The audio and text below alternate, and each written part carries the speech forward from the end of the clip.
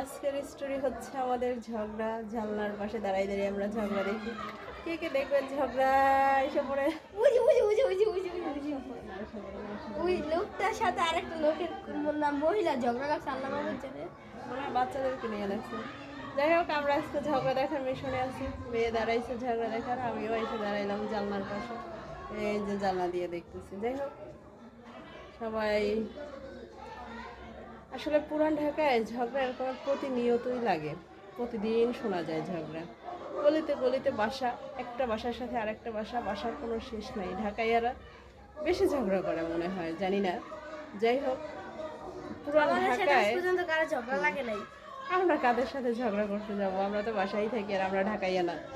যাই হোক, এই যে ঢাকার যে বাসা আছে ওদের সাথে ওদের বেশি দেখি ঝগড়া লাগে প্রতিদিন। বাচ্চাদেরকে নিয়ে হোক বড়দের হোক, লাগতেই আছে, শোনা যায় প্রতিদিন।